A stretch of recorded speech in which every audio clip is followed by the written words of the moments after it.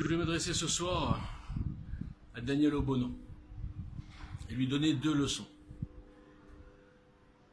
Une leçon de reconnaissance, une leçon de mémoire et une troisième, une leçon d'histoire. Premièrement, reconnaissance. Daniel, tes parents ont trouvé refuge en France. Ton père aurait fini en prison. Ta mère, je ne sais pas où, et toi sûrement à faire des ménages au Gabon. Tu sais, ce pays, pas raciste. Premièrement, tu es arrivé ici à 11 ans. Tu es française, enfin binationale depuis 2011. Ce pays t'a tout donné. Ce pays t'a éduqué gratuitement, t'a soigné gratuitement. Ce pays de raciste t'a permis d'avoir un salaire et un niveau de vie que tu n'aurais jamais pu espérer dans ton pays de pas raciste et démocratique. Depuis 10 ans que je te connais, chez France Insoumise, hein, tu craches ta haine de ce pays. Tu soutiens tous ceux qui crachent dessus. Tu as presque excusé les islamistes. Tu n'as pas été Charlie. Tu soutiens Dieudonné, qui promeut l'antisémitisme. Tu soutiens les Black Lives Matter, qui ne sont ni plus ni moins qu'un mouvement de racistes anti-blancs.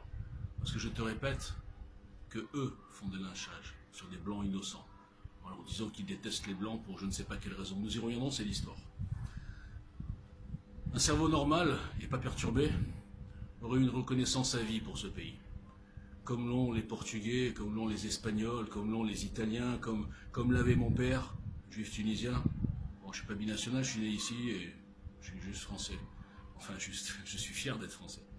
Mais mon père m'a jamais appris, m'a jamais dit de la France, ah, ce sont des méchants, ils ont vendu les juifs aux Veldives.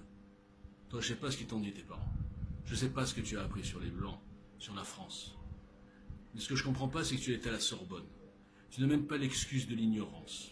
Tu connais par cœur l'histoire des colonisations et l'histoire de l'esclavage. Tu sais par cœur, comme Taubira, hein, que tu dois adorer, tu sais par cœur que 1200 ans de traite négrière par les Arabes, qui castraient tes ancêtres. Je ne t'ai jamais entendu dire un mot sur cette horreur faite par les Arabes. Pourquoi? Comme Taubira. Taubira donnait ses consignes. Ne surtout pas faire porter aux Arabes les crimes de leurs ancêtres. Réserver la vengeance intergénérationnelle aux Blancs. Pour 200 ans, l'esclavage, c'est horrible. Mais qui livrait les Noirs? Qui livrait les Noirs, Daniel? Qui étaient les dealers de leur propre peuple? Des Noirs, comme toi.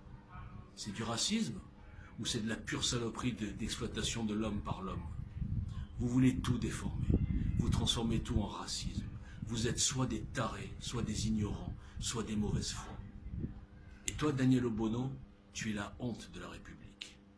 Que quelqu'un comme toi puisse être député de la France, tout en haïssant la France, tout en cautionnant les gens qui disent « nique la France » et t'étais toute contente, ça fait in, hein, c'est à la mode de niquer la France, de niquer les valeurs de la France.